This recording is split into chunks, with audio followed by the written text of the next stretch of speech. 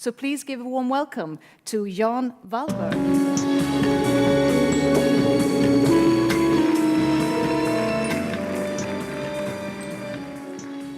Good morning.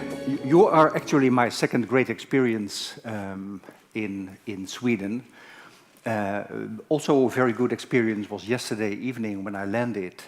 I think it was about 11 o'clock or something like that. And the pilot said, well, people, you should have a look outside because there's something going on there. So we watched that, and it was the Northern Light. And it was maybe it bores you with Northern Light and in these areas, but for me it was my first experience with Northern Light, and it was really splendid and a very special experience. But I'm not here to talk about my happy feelings and my special experiences. I'm not talking about happiness, because if I would talk about happiness, I could be it's so simple. It's just a bottle of Coca-Cola. And if you don't like cola, in the Netherlands we have railway stations, and at the railway station there's a happiness station. And it gives you ice cream, and you can select your own ice cream, and you can select your own special feeling of happiness. And if you want to be a bit sober on a day, I can imagine that you have those days. Take just a bit of happiness with this chewing gum.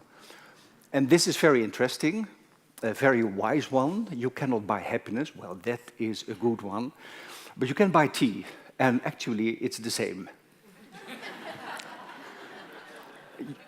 If you want to indulge, take hamburgers, Coca-Cola, fries, and things like that. 99 cents, and it brings you happiness as well. So, is it all about happiness? Is that what positive psychology is about? Is that what we are talking about?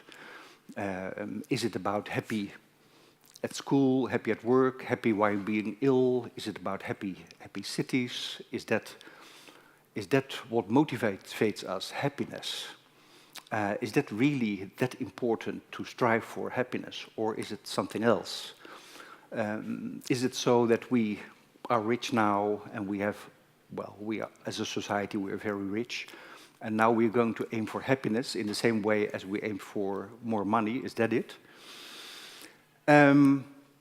So I would like to say something about flourishing from the perspective of, to start with, of two people.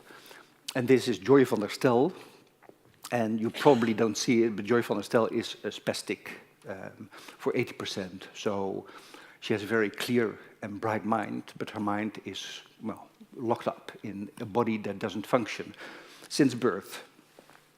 Now, in the Netherlands, probably as in Sweden, we have a very good healthcare organization. So she would have a life for herself, staying in nursing homes, taken good care of.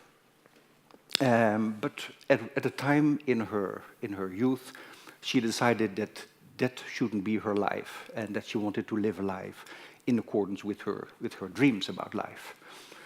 And she decided not to be defined by her handicaps.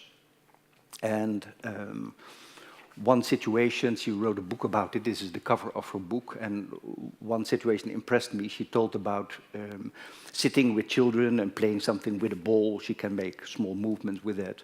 And she fell. And of course, the kids and the parents who were present immediately wanted to raise her.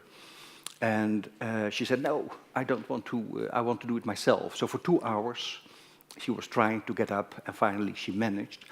And that's characteristic for her life. Later in life, she got a husband, got pregnant, and discussed with the city council what kind of support she could have. She had a normal home. And the city council said, well, okay, we have a list, and you are 8% spastic. Okay, that means that you're entitled to continuous support by somebody.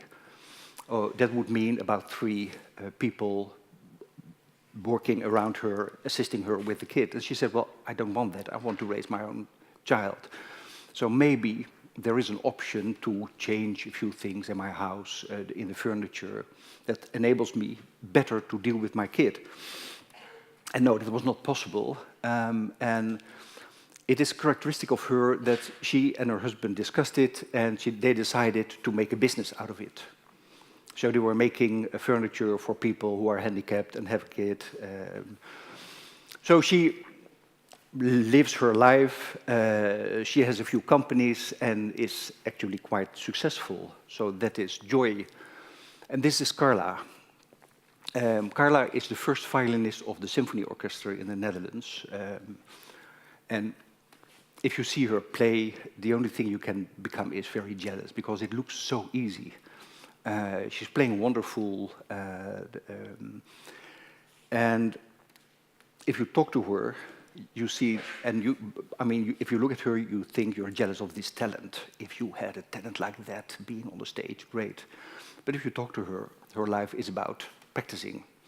And it's a difficult instrument, the violin, so you have to practice it 4 hours at least a day in order to be able to be a bit good at it. So every time and again, she had to decide, shall I play with my peers, or shall I practice playing the violin?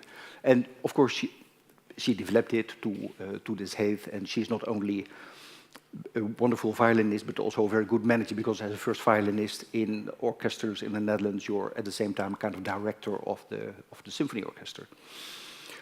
So I think those two stories are extreme stories, but it says something about what really motivates us in our life. And I think the best way to put it is that we strive to flourish.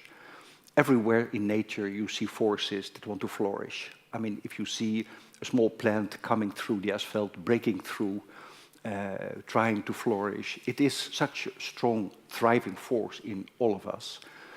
So it's not really immediately about happiness, but it's more, in my opinion, about flourishing. But of course, and flourishing has to do with the development of your talents, but also with the development of your character strength. We saw them: wisdom, courage, the Plado character strengths.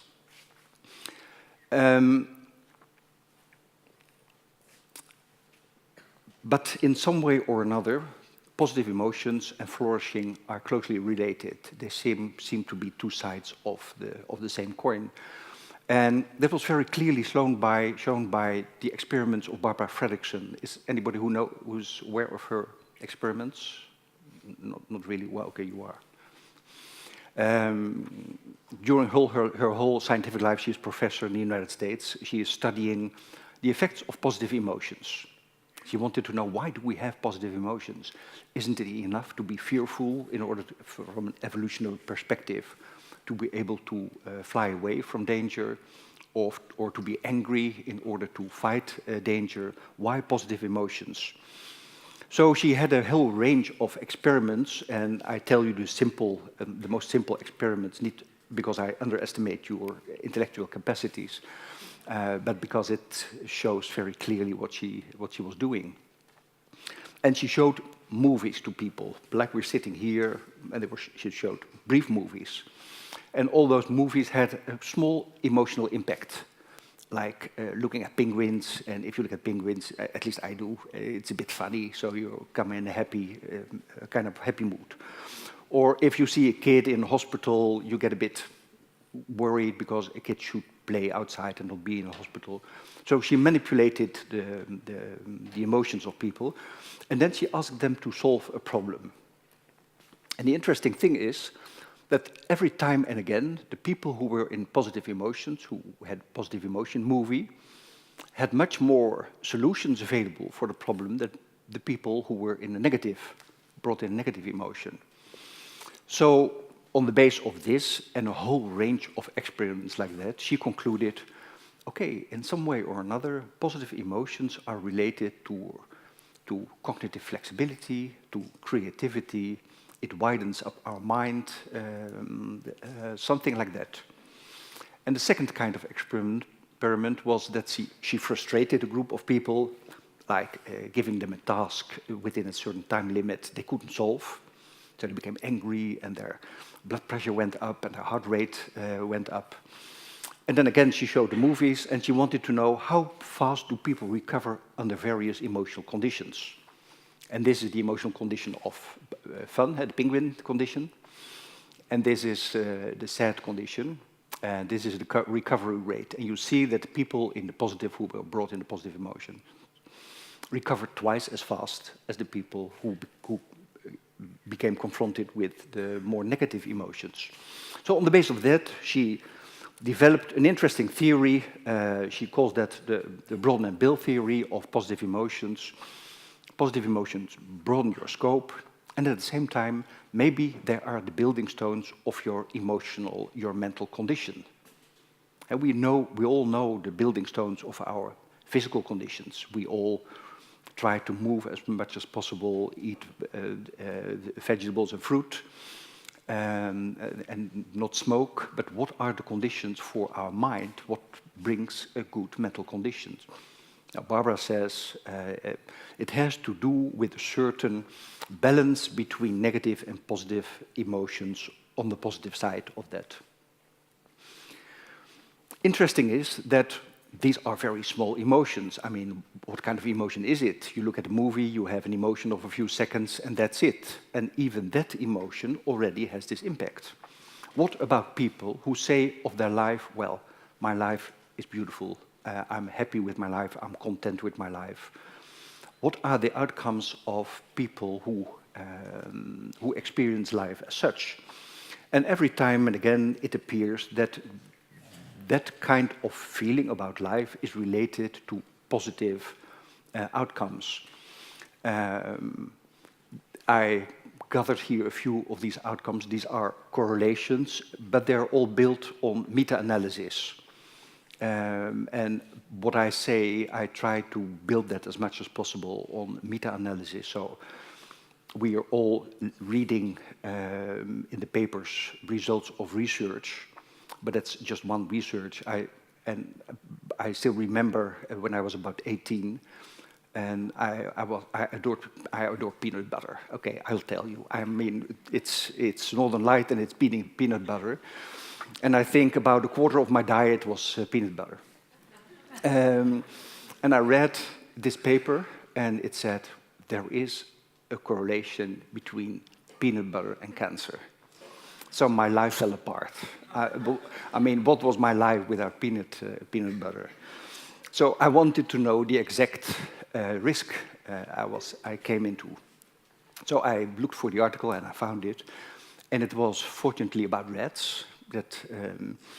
And it was that if rats ate during 2 weeks every day 3 times their weight on peanut butter, they had a heightened chance of. So I stick to that diet, and I don't eat any more than 3 times my weight. So I stick to the safe side. But of course, if you really want to know the relation between peanut butter and cancer, you look at all the articles that has been published the last 20 years. And you try to find, by way of statistical analysis, what the mean correlation is. So all the correlations are positive. Well-being is positive correlated to production at work. It's positive correlated to production at school. It is positive correlated to your health, to the quality of your social connections, the appreciation of yourself. But it's correlations. It's not cause and effect, the relation. So there's a number of behaviors, or what is it, genetics. There are a few things that on the one hand improve our well-being, and on the other hand support us in our flourishing. And of course we want to know what are those conditions. So again, we did a number of meta-analysis, and we found a few. But of course we started with money, because everybody says, no, nobody says, well, my life is about money, but everybody thinks, well, if I had a lot of money, it would be quite easy to become happy. And they are right in a way. here you see the happiness scores. The United Nations is measuring that on a regular basis. And here you see the mean income per person. So this is Denmark, for example. Where is Sweden? Well, it's also quite, this is the Netherlands, also quite high. And these are countries like Tanzania, Armenia, Ukraine. So in fact, you see in the beginning almost a direct relation, a linear relation between income and well-being. But the result diminishes. And if you go further, I mean, it's not a linear line like this, but if you make a regression analysis, you get this kind of figure. So the effects of more income become less. So above, let's say, about 40,000, it doesn't matter too much how much more you earn. And recent research showed that below 40, you are very busy with the daily stresses of life. How can I get my kids an education? How do I feed my family? Things like that, stresses of life. And above that, you can use the little bit of extra money you have for more luxury, and it helps a lot if you don't have to deal with the daily stresses, but if your life is a bit or more about improving the quality of your life.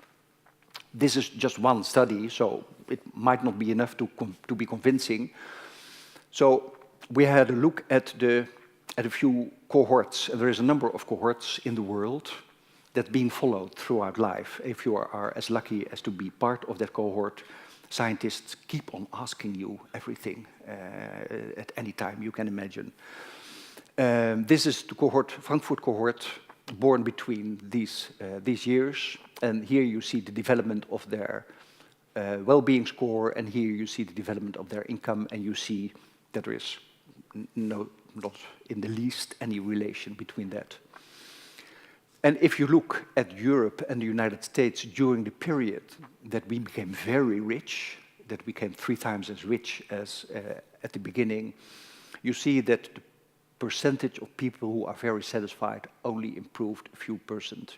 And if you just take a cut from a number of years after 2000, you see a steady line with being happy, being not so happy, and being unhappy. So it's not so much about money, it's about not having money, but not about having more money.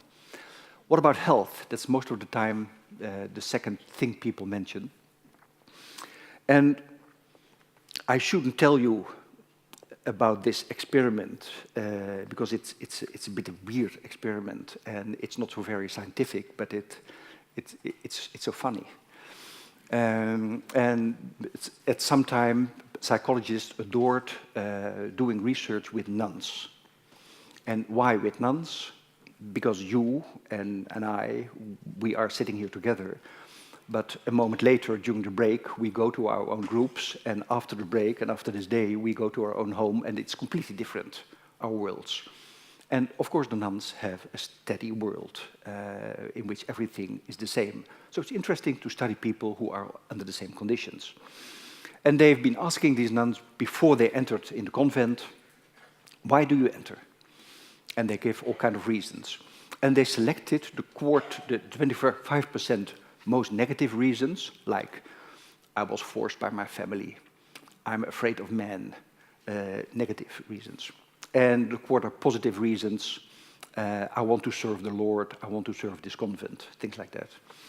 And they looked at their health scores 30, 40, 50 years later, and they found a mean difference in life expectancy of 10 years. Now, 10 years, that's quite something. I mean, it's the same amount of years you win or you lose by smoking or not smoking. So if you do want to smoke, please take care that you're happy, because plus 10 and minus 10, I mean, it's easy, isn't it? How can this work, this relation? I will try to give you a brief insight in how this relation might work between health and well-being. For example, on the level of the heart.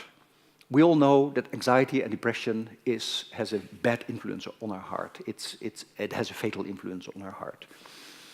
But well-being direct gives you a kind of heart rhythm that's good for the condition of your heart. So there is a direct correlation between well-being and the condition of your heart. And apart from that, there's an indirect, a certain kind of well-being, eudaimonic well-being. We heard something about it. It's more generous. It's also about a good life, not only being happy, but also about living a good life. In some way or another, is that associated with less inflammations. And as you probably know, most of our chronic diseases have to do with the development of all kinds of small inflammations in our head, dementia, or in our heart. And a very indirect well-being gives optimism, gives more idea about the way you can control your health. So optimistic people are more apt to support their condition by their food and by moving and sporting. So that's the way it might work, the relation between well-being and good health. So you might conclude happiness makes healthy, but it also, the health makes happiness. It's a kind of upward spiral. What do life events do? Well, it's interesting to look at this. I mean, these are mean figures. It's not about you and me, and our life can be ruined if somebody dies close to us. But in the mean, people are very resilient and recover from that. And here you see, for example, people who experienced the death of a spouse, and you see the well-being going down and going up again. Unfortunately, the same is the case with positive emotions. I'm a bit hesitant to tell you, but if you want 4 years, 0.02 improvement of your happiness, marry. But it's over after a few years. More severe influence have unemployment and of course physical disability, but not so much as you would expect. I mean, I would expect my life to be ruined if I had a strong disability, and people are resilient enough to remain an important part of their well-being. Aging, is that a problem? Yeah, it is if you live in Eastern European countries. But if you live in Scandinavia and in Northern European countries, you only get happy as you age. And of course, I mean, in the Netherlands, we see the happy old people. They do city trips and they bike. That's about their life. And they look quite happy with that. So Lubomirski tried to summarize this, and you cannot do it, but to give you an impression about the amount of influence you have on your own well-being, with all the literature and all the research, he says, well, okay, about 50% is genetic. Your parents are being optimistic, and it gives you an optimistic start. 10% are circumstances, so your second home, your beautiful car, your television, things like that. And 40% is being influenced. Actually, it is the same as the case with many of the psychological attributes we have. So, about happiness, and to say something extra about happiness, I don't want to make a case against happiness, but I mean, this is about happiness. This is the danger of happiness. What you see here is the symbol of happiness. It's a picture of Henneman. It's made in the end of the 19th century. And this is happiness. And she is a beautiful lady balancing on a ball. To be certain of her attraction, she's throwing some money. You can see it, but she's throwing some money. I'm beautiful, but maybe you don't like my kind of beauty. I also have money. And this is the hero. And if this would be a movie, you see that the next moment is a disaster, because here it ends. And the man on his horse who is after happiness is falling down immediately in this. And here you have probably innocence killed, and beside the man is death. Here you see a second horse. So that's the danger of happiness. I just wanted to mention it, not trying, just for fun in between. Now, what gives people a feeling, a sense of well-being and make them flourish at the same time? What do people do? What is the behavior of people who are very successful in that way, that they develop their talents and at the same time experience well-being? And it's interesting because the first outstanding point is having a mission. Now, who of you are there any psychologists in the room? Yeah, quite a few. Well, I have been trained as a psychologist, and I always learned that if you want to understand people, study the past. And talk with people. If you want to do therapy, talk with them about their traumas and things like that. And Freudian psychotherapy is all about restructuring the past. Behavior therapy, cognitive therapy is about the conditioning history in the past. But more and more we realize that human behavior is much more inspired by the future than by the past. And that makes it understandable why a mission for people is so important. And it doesn't need to be a very clear mission, but it's about your inner cognitive representation of your future. And everybody has that, explicitly or implicitly. And as you are sitting here, you're not sitting here because you're conditioned or you are recovering from a trauma. I guess maybe a few, I won't ask to raise your hand, but it might be the case.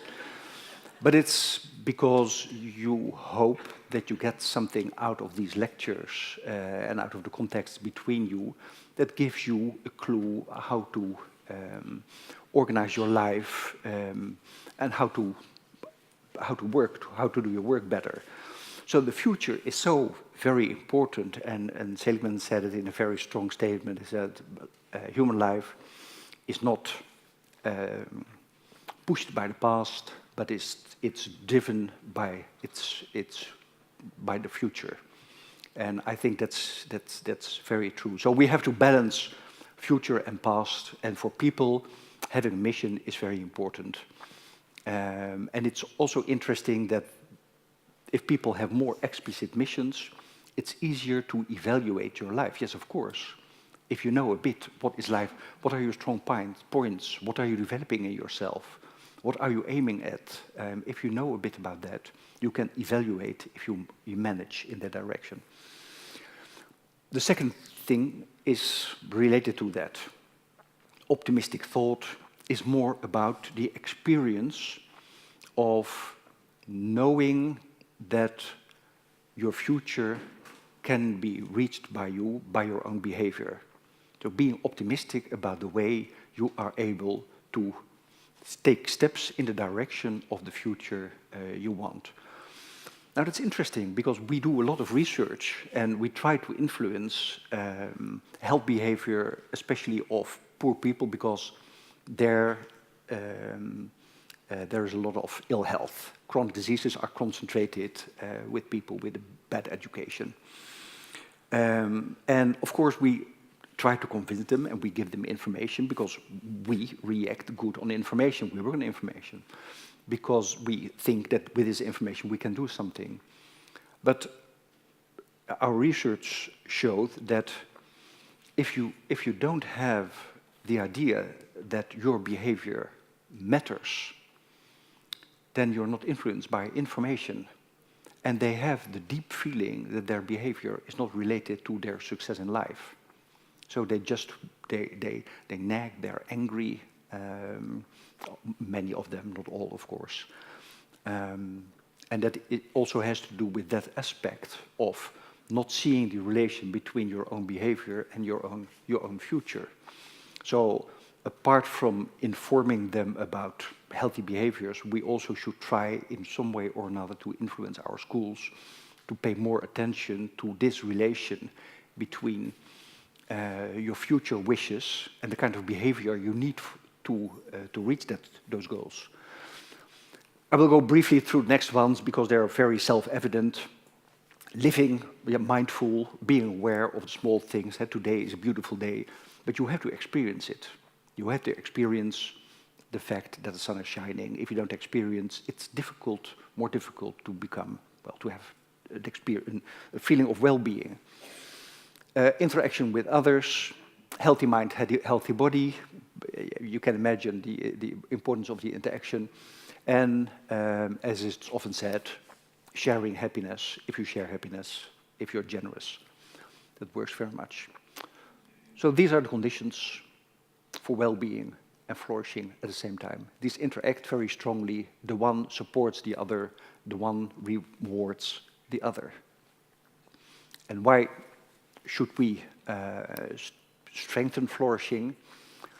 Well, because of the society. I mean, we are a knowledge economy, and we are dependent on the flourishing of our people to participate in society.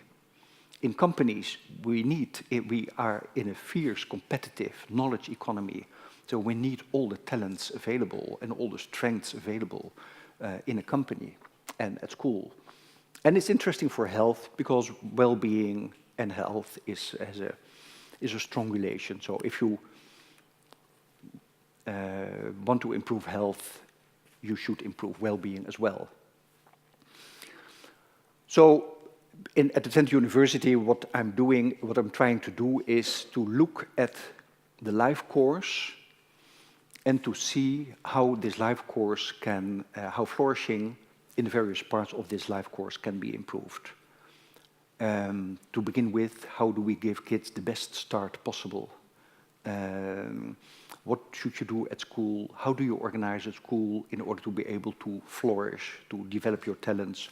How should work be organized? What to do with aging people? So we try to raise the level of flourishing by supporting the environment.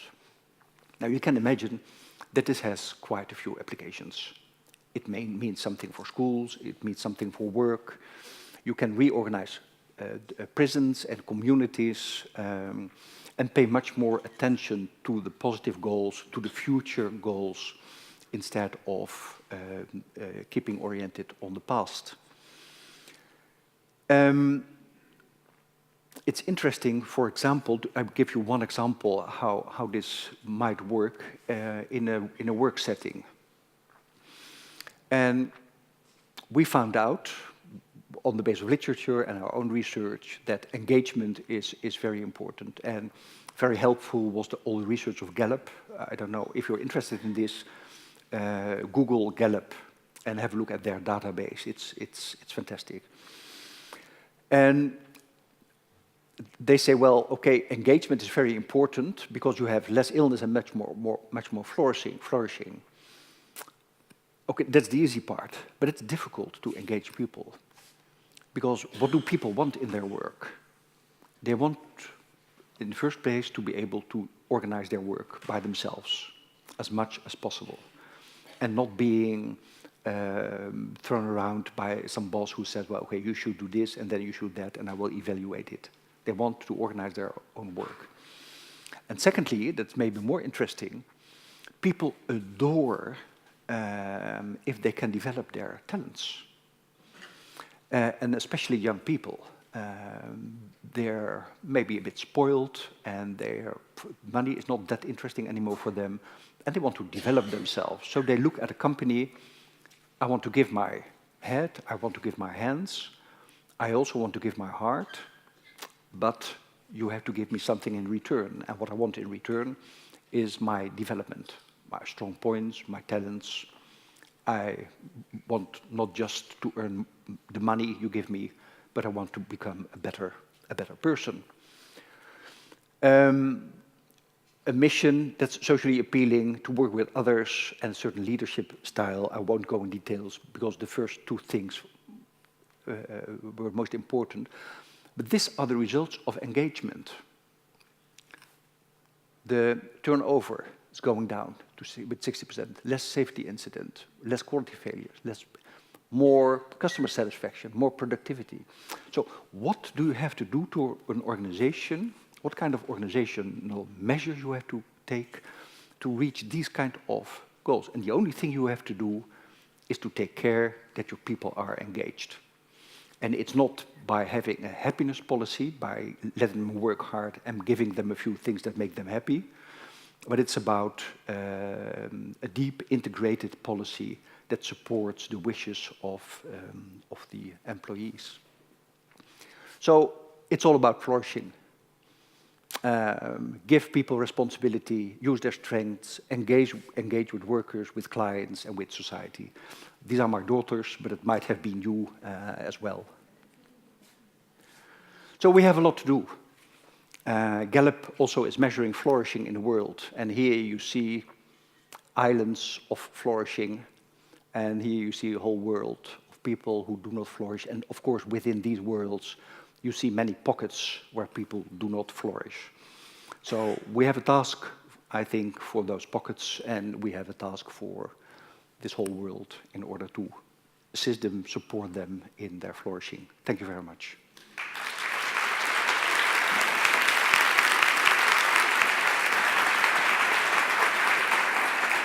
Thank you. Thank you, Jan. Always interesting to hear that science always has sort of the logical solution that we all know, have a healthy lifestyle, empower your employees. And I'm just thinking, how do you foresee, because we also live in a world with burnout, stress, increasing depression, young people who sort of don't feel that they're guided. How do you see this sort of nourishment of wisdom and flourishing really developing? And what are the key components? I mean, you've spoken about them, but to really put it into action. Yeah, well, thank you for this question, because that's very important, because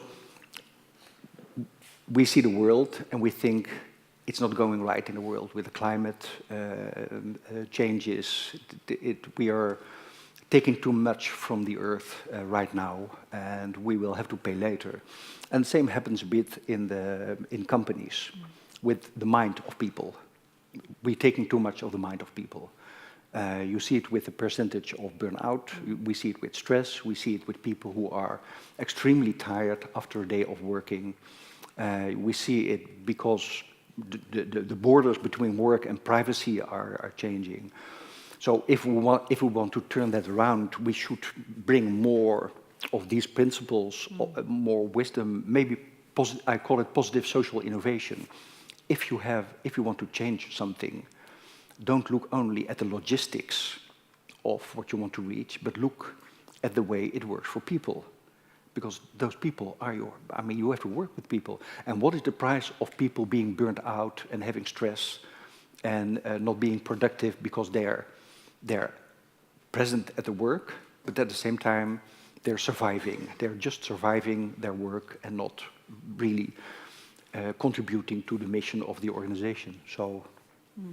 And I think why I highlight is because, all of us in the audience, we have the wisdom, we know, and I think it's also important to highlight that a conference like Wisdom, having speakers like yourself and all the others, is really important, because I think we all need to be reminded about the steps. We all know, we all have the intention, and we all know the quotes, but it's the reminder of how can we actually endorse this also into, if there's business leaders or company owners, and so that you start at that level. Absolutely. Of course, the inner transformation is within you, but that also is a key component. Absolutely true.